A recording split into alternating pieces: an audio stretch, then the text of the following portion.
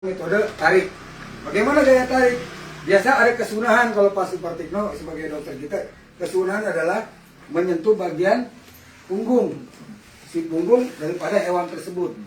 Ternyata di situ ada sebuah tekanan ketika kita sentuh, ada hormon yang membuat dia menjadi senang. Ada hormon yang membuat, kalau bahasa kita hormon endokrin ya, kalau rasa nyaman. Itu ternyata di situ para dokter meneliti ada hormon yang ditekan, yaitu hormon merasa dia nyaman. Nah, kemudian kita mau space-nya tarik. Nah, untuk space tarik, utamakan kita udah tahu nih diameter daripada lingkar leher itu sekian, maka kita gunakan ini udah speknya udah sesuai. Nah, terus untuk gaya tarik, utamakan kita masuk dulu Pak, seperti orang mengangkat tuh. Taruhlah kita begini. Nah, jangan kalau nyembeli tarik tapi posisinya di sini, nggak akan habis. Tapi dia harus masuk. Nah, tuh. Nah, sampai dia bunyi. Dan ketika dia mau kita tarik, udah kita tekan. Kita tekan, Bismillah Allahu Akbar. Habis Pak. Kan saya tulis tuh Pak. Ini otot atas alteri. Gitu. Jadi kita misalnya gini, kita masuk tekan, panel itu sudah baca, ya kan? Pulan bin pulan, kita tinggal menambahkan saja Bismillahirrahmanirrahim. Selesai. Itu pakai powernya adanya dengan menggunakan bagian badan kita dan punggung kita. Bismillahirrahmanirrahim, masuk. Itu kalau pangkalnya harus tajam ya? Ya, makanya kalau tarik diutamakan pangkalnya harus tajam. Kalau nggak tajam dia nggak sobek. Maka kalau dia nggak sobek, jalannya nggak mulus dong. Bahkan belum nyampe kalau misalnya tarik. Kalau kita pakai tarik di sini Pak, ketika kita Bismillah Allahu Akbar, kalau pisau masih panjang dapat, tapi kalau nggak posisi kita udah nggak enak. Belum nanti ditahan sama teman-teman kita di belakang nih, yang pengen buru-buru tim hore. Jadi Bismillahirrahmanirrahim.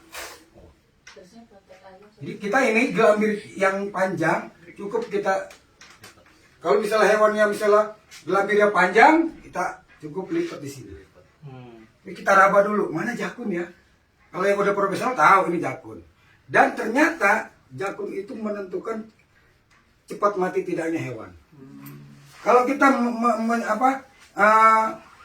menyayatnya di atas jakun, pasti matinya lama.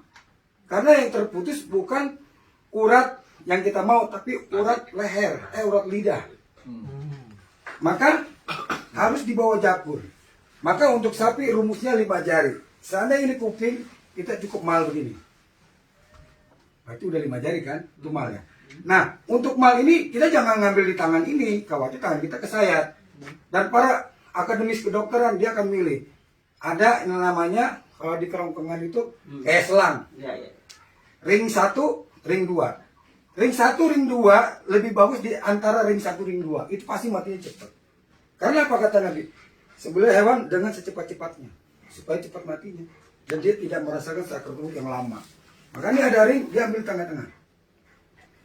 Nah, kalau dia di RPH Malang, namanya dia gang sapi, pengen motongnya jauhan dong. Supaya apa? Kalau dapat kepala, dagingnya lebih banyak. Tapi matinya lama.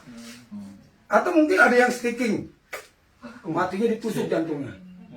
Itu tidak, thoraxing itu tidak aksan, akan malah menghasilkan sembelihan yang kurang sempurna. Atau mungkin begini, kita sebagai juru sembelih, yang penting jangan sampai kita membahayakan diri kan, enak begini atau enak begini. Jadi jangan juga ngarep sunahnya, kecuali wudhu saya terima. Misalnya, tapi kalau yang begini khawatir kalau pisaunya lolos kena waduh paha. maka diperlukannya kita apron. Kalau apron yang kena apron, gitu kan? Maka jangan mentang-mentang udah kiai udah sepuh pakai sarung. Astagfirullah. Jadi sarungnya sobek. Oh, dalamnya nggak ada celana. Dia lebih pakai lagi. Karena dia jadi bukannya bener jadi malu. Kiai udah darah-darah pakai himen. Tapi kalau pakai apron, darahnya kan ke apron. Jadi APD itu penting sekali. Oke, tadi setelah kita menyembelih, yang penting kita harus punya teman yang sama-sama sepaham. Ente siap ya, jangan belum saya sembelih ente lepas, pasti lahir akan bahaya. Pokoknya saya punya, kamu tahan sampai saya bilang nyatakan selesai, kamu baru lepas. Itu teman. Komando. Iya, jadi seorang juru sembelih itu ada leader, menguasai. Ente jangan ikutan, ente bikin rese. Daripada nanti berantakan, ternyata baru ngomong itu kaki udah nendang dia kan? Iya, betul. Nanti, karena kan kita tahu batasan-batasan keselamatan orang. Penting sekali. Jadi dengan menyembelih dengan benar, maka kita pengen menyembelih dengan secepat-cepatnya. Nah setelah disembelih, juru sembelih yang ahsan harus menunggu sampai mati. Kalau kita tinggal, balik, kok kepalanya hilang? Kalau saya nyatain mati, kepalanya hilang. Bagaimana akan mempengaruhi rasa daging? Percaya sama saya. Kenapa? Ternyata si sapi itu dia punya fon di bagian kepala. Ini akademis. Yaitu fon itu adalah batang otak. Tugas batang otak adalah bekerja sama dengan jantung. Jantung diperintah sama fon untuk ngompak, keluarin darah. Ngompak, karena ada yang perintah. Sehingga darah akan keluar sampai tuntas. Hasilnya daging tidak terkontaminasi dengan darah. Artinya apa? Pori-pori sudah bersih, nggak ada darah di dalam daging. Keluar semua. Nah, karena ponnya leher belum dipotong, itu kepala belum dipisah. Tapi kalau kepala dipisah, si jantung bekerja sendirian, nggak ada yang merintah, serah-serah aja mau keluar mau nggak. Akhirnya darah mengendap di dalam daging. Bapak dibilang hebat sembelihnya, jangan satu, kepala udah hilang. Tapi hasilnya apa? Bapak itu jelek, potongnya Pak, dagingnya bau perengus. Bapak kambing bau perengus. Segala macam ya kan, karena kita nggak nungguin status kematian adalah tugas kita.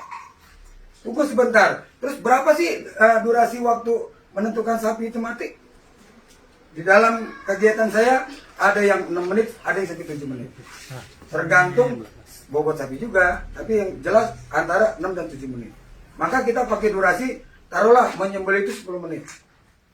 Kita cukup dong, beli selesai ya doa Allahumma rabbana taqabbal minna gitu, bagus dong. Kita doain yang mudah-mudahan tahun depan sapinya tambah gede gitu kan, lumayan juga, bukan tambah kecil kan gitu. Selesai, itu fungsinya mengawasi status kematian. Akhirnya kalau itu semua kita gunakan, daging tetap dalam kondisi yang baik. Kalau daging yang terkontaminasi dengan darah, itu daya simpannya tidak akan lama. Tapi kalau daging yang dengan sembelihan yang benar-benar baik dan benar, maka daging mau disimpan 2 bulan juga masih aman. Makanya beda, daging yang kita sembelih palanya udah hilang pasti harus segera dikonsumsi. Disimpan pasti bau di dalam kulkas. Tapi kalau saya tenang benar, di atas jakun matinya lama, kesini kematinya lama, tapi yang cepat di antara 2 ruas tadi. Itu saya dari Dr. Supratikno sebagai ahli anatomi hewan. Itu seperti itu. Dan ini kan di videoin ya, jangan di share di publik, ntar saya domelin. Ya kan kerjaan saya diambil. Ada di sini saya nilai tala supaya semua seragam punya ilmu. Tapi namanya media sosial begitu jahat. Ya kan ada pelatihan nggak bilang-bilang. Itu aja saya intinya di sini saya mudah-mudahan Bapak dapat memahami dengan fungsi-fungsinya bahwa menyembelih itu ternyata harus belajar, bukan cuma ngeliat, kita praktek. Kita harus tahu yang kita sembelih ini leher. Isi leher itu apa? Sampai ditanya Jagal, isi leher apa? Pokoknya itu saya potong. Sampai organnya nggak tahu. Mana almari, kulkum, dia nggak tahu. Mana arteri, fungsi arteri itu kan ada 2 di sini. Yang satu ke jantung, yang satu ke otak. Nah, terus di bawah ini ada fon obligata. Jadi dia fungsinya, makanya kalau ini yang di sini terputus, udah nggak ada yang merintah. Ada sensor di sini. Karena semua sensor tuh ada di batang otak. Maka orang kalau jatuh batang otak geledak. Mati. Misalnya orang-orang kalau yang geledak gitu kan, karena dia sininya ada batang otak. Saya rasa itu aja teknik dari saya tentang menyayat dengan gaya tarik ya. Terus bagaimana dengan gaya dorong? Biasanya yang perhiasan nyembelih, Bapak nyembelih juga kan? Kalau nyembelih teh untuk gaya dorong, yang paling pertama kita perhatikan adalah kita sudah memahami bahwa ini adalah jaringan leher. Terus di mana sih arteri? Di mana itu? Untuk ini lu jagonya. Terus jangan kalau nyembeli dengan gaya dorong posisinya di tengah. Pasti nggak habis. Pasti berulang-ulang. Atau berkali-kali sayat. Tapi utamakan dari ujung. Kalau ujung jelas. Ini paling bahaya kan gaya dorong itu kan gini. Maka usahakan di ini malnya begini megang. Jadi kalau mau dorong begini, ininya harus pakai sarung pengaman. Jangan mentang udah biasa. Kalau ini kepleset, habis tangan kita. Jadi kita jangan ngarep. Pokoknya pakai pengaman aja lah tangan. Pelan-pelan. Tapi dari ujung Pak, udah yakin kok besi kita tajam. Asal pegangan lehernya kencang, gini aja Bang. Jadi kalau di dalam bahasa saya tuh begitu kita dorong, Bismillahirrahmanirrahim, hajar wajibnya. Wajibnya apa yang harus terputus? Hukum Hukum al-mari. Al-tari udah kenapa? Kata sih dari ujung. Nah, hajar ya. Kata Imam Malik 3 sudah wajib cukup. Ya kan? Kan masih lebih. Udah sekali sayat. Kalau masih kurang puas ya tarik aja. Sunnah. Selesai kan? Hajar wajib, ambil sunnah. Hajar wajib, ambil sunnah. Jadi dibilang sekali saya. Tapi ya kita mohon kepada Allah sebelum menyembelih jangan ujub dan takabur. Bahwa ya apes kan ada di mana-mana. Tapi kita sudah pakai APD, insya Allah terselamatkan dengan menggunakan APD, sarung tangan nanti saya. Mungkin orang di awal Jadi ikhtiar terbaik dulu ya. iya, jangan robot mau keluar. Emang itu artinya SOP kita. Kita udah main benda tajam. Terus kita berlawanan bukan artinya kita menangguli hewan yang kita sembelih. Mohon perlindungan sama Allah. Ini hewan adalah hewan ibadah, bukan hewan sekedar dimakan. Dan sembelih kurban itu bukan ngarep daging, tapi ibadah. Itu aja. Mudah kita hajar. Jadi kalau untuk dorong bismillahirrahmanirrahim, Allahu Akbar, hajar wajibnya, ambil sunnah. Jadi incarnya seperti itu. Nah, pokoknya di bawah jakun Pak ya. Kita perisi dulu 5 jari ini jakun. Pasti mati cepat. Dan kalau melihat darahnya memuncar kan deras, itu berarti benar-benar potongan. Sampai 6 menit kemudian darahnya keluar.